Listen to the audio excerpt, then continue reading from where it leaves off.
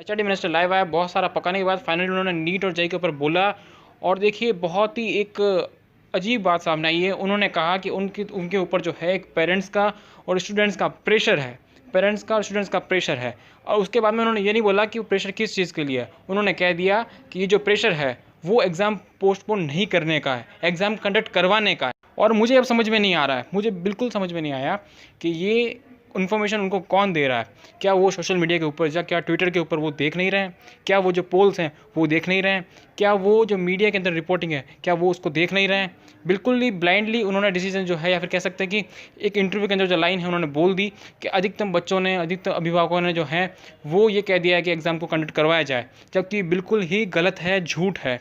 उसके बाद में उन्होंने कह दिया कि देखिए 85% जो एडमिट कार्ड है वो डाउनलोड हो चुके हैं। ये तो फर्जी बात है, बिकॉज ये तो बहुत सारे लोगों ने पहले ही बोलते कि तो ये तो बहुत ही फर्जी बात है, लेकिन फिर से उन्होंने इसको माना। उसके बाद में उन्होंने कह दिया एंड में कि हम जो है सुप्रीम कोर्ट के अगेंस्ट तो नहीं जा सकते। सो नाउ ये कंफर्म हो जाता है उनकी स्टेटमेंट से कि वो पोस्टपोन नहीं करेंगे जेईई मेंस और नीट का एग्ज़ाम। सो गवर्नमेंट की तरफ से वो बैठे हैं और उन्होंने कंफर्म कह सकते हैं, या फिर कह सकते हैं उन्होंने साफ साफ शब्दों में कह दिया कि एग्ज़ाम जो है उन्हीं तिथियों पे होगा। लेकिन अब जो सुब्रमण्यम स्वामी हैं जिन्होंने इस चीज़ को ऊपर उठाया था, अब देखना ये है कि वो इसके ऊपर क्या जवाब देते हैं। फाइनल जवाब उनका होगा, क्योंकि उन्होंने पीएम मोदी को लेटर लिखा और पीएम मोदी का जवाब जो है उस लेटर के ऊपर आना चाहिए था। लेकिन यहाँ पर एचआरडी मिनिस्टर बीच में आते हैं और वहाँ पर और वो अनाउंस कर देते हैं कि एग्ज़ाम जो है वहीं पर होने चाहिए। और बिल्कुल ही कह सकते हैं कि जो झूठे तरीके से वो बताते हैं कि हमारे पास अभिभावकों का और पेरेंट्स का जो कह सकते हैं कि स्टूडेंट्स का जो प्रेशर है कि एग्ज़ाम को कंडक्ट कराओ, जो कि बिल्कुल ही गलत है। बिकॉज 90% से ज़्यादा स्टूडेंट्स ने कहा है कि एग्ज़ाम अभी कंडक्ट नहीं हो सकता।